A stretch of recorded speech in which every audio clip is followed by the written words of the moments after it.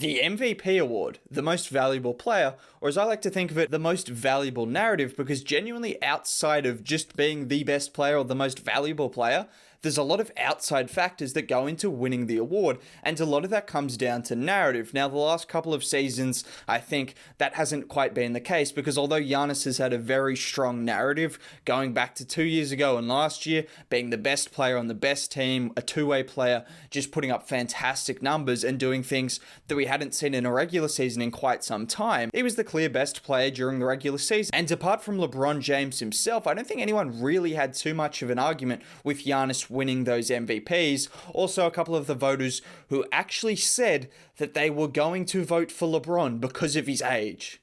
Yes, there were people who were recorded saying that, and then the vote came out that they voted for LeBron James because of his age. So when I say narrative plays a big part, that is case in point.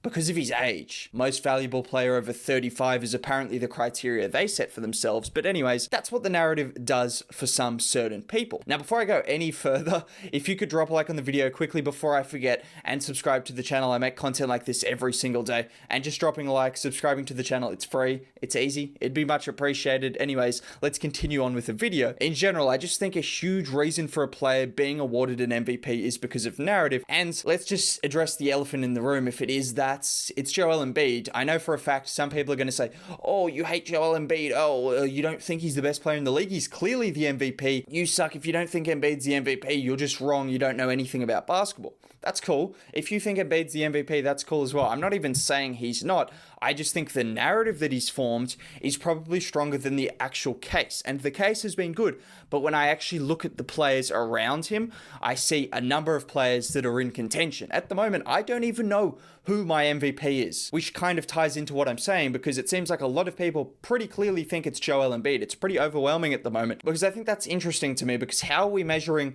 Embiid's impact? Is it just purely how much he helps a team win, and the 76ers have the second best record in the NBA? Is it his numbers? Is it the games he's having in terms of having big games against a team like the Jazz, having some big games on ESPN? Does that help out his case? Is it the eye test? Is it the fact that last year he had a bit of a down season and now he's coming back and having the best year of his career? Is he just the best player in the NBA? Do the advanced stats back this up? Is it because of his two-way ability over someone like Nikola Jokic, who is a better offensive player but doesn't have the same kind of defensive impact? I don't know the answers to all of these, and I'm not claiming to know the answers. That's kind of the point of the video. But I just think there's so many question marks over who should be the MVP right now. But for so many people to think it's Joel Embiid quite comfortably, I've seen a lot of people say that. It's just surprising to me. And I think a lot of it ties into narrative. When I talk about narrative and why I think Joel Embiid is a beneficiary of it over other people, it's the 76ers have the best record in the NBA.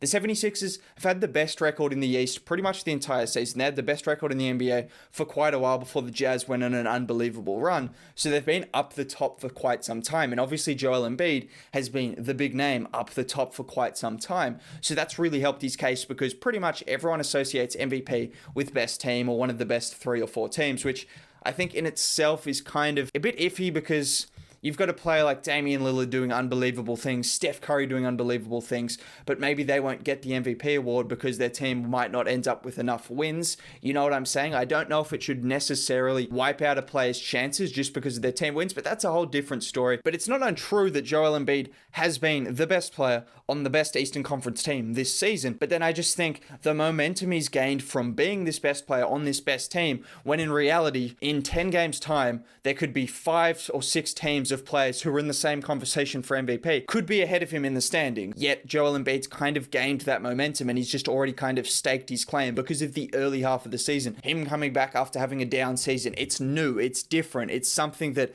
is fresh in people's minds. Unlike Giannis, voters fatigue, I made a whole video on that. I'm not getting back into it. James Harden's been around the MVP conversation for several years now. I know he moved to Brooklyn, but that kind of wiped out his chances, when in reality, it should have helped his chances. Steph Curry, his team isn't quite doing enough, and Steph Curry has been in the MVP conversation a lot. Joel Embiid is a different name, and everyone loves different names. Maybe I'm overthinking this. Maybe Joel Embiid is clearly the best player in the league and is having the best season. I'm not opposed to that. Like I said, I don't particularly have an MVP kind of ballot right now because I think it's so close. But just getting back to that momentum point that I made a little bit earlier, I think Embiid's getting this momentum from the likes of Twitter, Instagram, Bleacher Report, all of these kind of companies, pages, influencers. When Embiid has a big game, I see a lot of people talking about how Embiid's the MVP. That's an MVP type performance. That's an MVP type shot, MVP type play. I saw it when he dropped 50 against Chicago, most recently against the Jazz, in other games as well. When I see this, I see a lot more people talking about Joel Embiid being the MVP from these kind of performances than, say, Nikola Jokic, who earlier in the season dropped 50 on the Kings. He just had a blowout win against the Bucks and dropped a 37-point triple-double. He's had huge performances after huge performances. I don't see quite as much traction when James Harden drops a 30-point triple-double without turnovers. Giannis having a huge run where he dropped about 35 points a game over 5 games, including games against the Clippers, which finally got him a little bit of traction because it was on ESPN. But it's just kind of not the same as Joel Embiid, who seems to get MVP talks after every single one of his good games and kind of sliding to the side his bad games against teams like the Toronto Raptors. That's just personally what I'm seeing. And again, this might just be untrue from my perspective, but this is what I'm seeing, and I think it's a lot to do with the narrative, the momentum, the fact that he's kind of already built that case as being the lead player. So whenever he does something good, it's like, oh, Joel Embiid. It's solidified that he's clearly better than everyone else. The timing of Embiid's games, you just can't deny, they've been great. But does that really factor into how good a player is? The timing of his games, whether they're prime time, whether they're at 6 p.m., 9 p.m., does it really matter? Well, it does, but it shouldn't. But I just want to touch over some of the MVP candidates that I think there are and why I think this race should be by no means secured, which I don't think anyone is saying, but I don't think it should be the kind of margin some people think Embiid has over the rest of the field. You've got Embiid having an unbelievable season. Like I mentioned, this video isn't to slander him, it's more just kind of to add some perspective and talk about this award in a different light to what it seems to normally be talked about. He's having a dominant season. He's been fantastic. Jokic, offensively the best player in the league in my opinion. He's putting up shooting splits which are unworldly for someone his size. It's just ridiculous what he's doing offensively. LeBron James, some people either think he should be the MVP every season. Some people think he should never be the MVP. I'm somewhere in between. I don't think he deserves it every season, but I think some of the performances he's had, I know it's been against teams like the OKC Thunder when he had that kind of tough stretch, the Lakers as a team, but he seemed to pull them out every single time. Despite the level of competition, he was the guy that was willing them to wins. That's what an MVP does, and he's had a fantastic season. He's had a good season on both ends of the floor as well, which you can't deny. He's been great. Stephen Curry, unbelievable numbers. Team looks lost when he's not on the floor. He's just doing things that are Steph Curry-like, but that is not normal. Let's just make that clear. Steph Curry-like things are not normal, so he's in the conversation. James Harden, since joining Brooklyn, has arguably been the best player in the league. However, he's only been in Brooklyn for about 23 games, so that's the thing that's holding against him, and I don't have an issue with that because I think when you're talking about MVP on the full picture, you've got to consider how many games a player has played, and right now he's missed a lot of games for that team, and when he was in Houston, he wasn't as good. So that's why I wouldn't have him right up the top. But in terms of during his time in Brooklyn, yeah, he's been just as good as anyone in the league. You've got Giannis, photos fatigue. I talked about that before. Damian Lillard, huge performances consistently. Whenever you think that the Trailblazers are out and finished, he just comes up with clutch shots. Statistically, the most clutch player in the league. The Trailblazers are exceeding where they should be just because of Damian Lillard. Pretty much solely because of him. Luka Doncic, a name that hasn't really been thrown into the mix as much as it was at the start of the season. The Mavs started slow, which kind of has hurt his case for the MVP, but he's been the reason for them having a resurgence and getting back towards the top of the West if they can go on a bit more of a run. Kawhi Leonard is like the 9th player I've mentioned. Again, this is in no particular order, but Kawhi Leonard, elite on both ends of the floor. 25 points a game on nearly 50, 40, 90. The Clippers are one of the top teams in the West, and he's not even really kind of in the conversation. It's crazy how many talented players are having unbelievable seasons. To think that anyone's got this wrapped up, I could see 1 to 9. All of those players I mentioned, I could build a case by the end of the year that any one of those players could be deserving of the MVP award. Any single one of them. But yet you could probably wipe off half of them because they just haven't built a strong enough narrative to start the season.